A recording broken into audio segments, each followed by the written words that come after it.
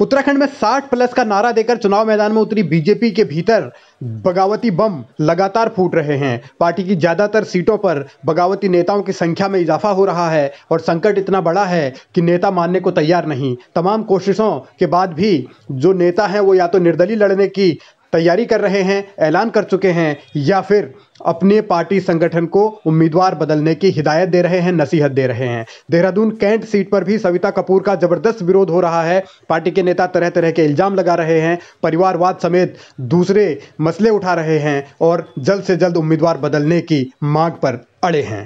संगठन के संज्ञान में है और संगठन उस पर विचार करे, ये हमने संगठन से आग्रह किया है और मुझे लगता है कि हमें विश्वास है कि संगठन इस बारे में उचित निर्णय लेगा और उचित कार्रवाई करके उचित व्यक्ति को आगे बढ़ाने का काम करेगा। नामांकन तो हो चुका है उनका? नामांकन अभी 28 तारीख तक नामांकन है, हो सकते हैं। बीजेपी में उम्मीदवार का विरोध सिर्फ देहरादून कैंट सीट पर ही नहीं बल्कि राज्य के अलग अलग हिस्सों में भी हो रहा है। देहरादून के अलावा उत्तरकाशी, कर्णप्रयाग, बागेश्वर, चंपावत, नैनीताल, इसके अलावा भीमताल, रामनगर, कालाढूंगी, काशीपुर, ये वो सीटें हैं जहां उम्मीदवारों के खिलाफ बगावती नेताओं की संख्या ज़्यादा है। कर्णप्रयाग सीट पर भी पूर्व विधायक नाराज हैं और अल्मोड़ा सीट के विधायक रघुनाथ सिंह चौहान ने तो बीजेपी से इस्तीफा दे दिया है और मैदान में निर्दलीय उतरने तक का ऐलान उन्होंने कर दिया है। और चुनौतियां सिर्फ यही नहीं है, रघुनाथ सिंह चौहान लगातार अब मदन कौशिक को निशाने पर ले रहे हैं। मदन कौशिक को उन्होंने गंगा जल बेचने वाला बताया है। साथ में यह भी कहा है कि जिन नेताओं को टिकट दिया गया है उनमें बहुत बड़ी धांधली हुई है, घपलेबाजी हुई है, या बहुत सारी बातें उन्होंने कही हैं। और यह सिलसिला सिर्फ अल्मोड़ा सीट तक सीमित नहीं है बल्कि उत्तरकाशी में भी नाराज हैं लोग। इसके अलावा नरेंद्र नगर से ओम गोपाल रावत पहले ही बीजेपी छोड़ चुके हैं।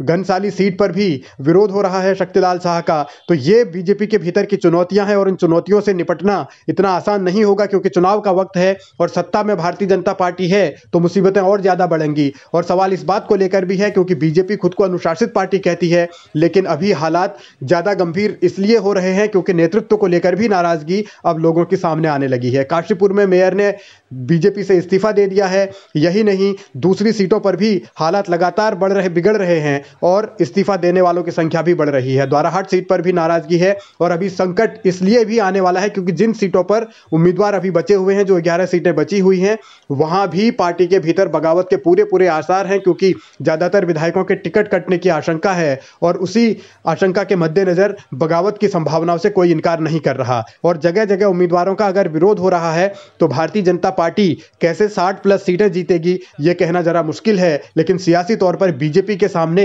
एकजुटता बनाए रखने की चुनौती है, साथ में अनुशासन बनाए रखने की चुनौती है, साथ में बगावत को कैसे थामा जाएगा यह बड़ी चुनौती है। और इसीलिए शायद कांग्रेस को लग रहा है कि हालात बीजेपी के खिलाफ हैं और उनकी जीत होने वाली है। भाजपा की गलतफहमी दूर हो जाएगी। राज्य के किसी भी चुनाव क्षेत्र में कहीं भी उनको वॉक ओवर नहीं, उनको हर क्षेत्र में टफ फाइट दी जा रही है। और हमारी पहली सूची के जारी होते ही लोगों ने ऐलानिया तौर पर कह दिया था कि Congress is now a victor करके।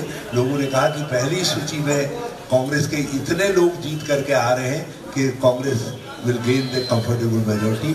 तो भाजपा जो है थोड़ा कुछ तो उनको मौका दीजिए अपने दिल को तसल्ली देने के लिए और हमारी तरफ से उनसे कह दीजिएगा दिल बहलाने के लिए ख्याल अच्छा है दोस्तों।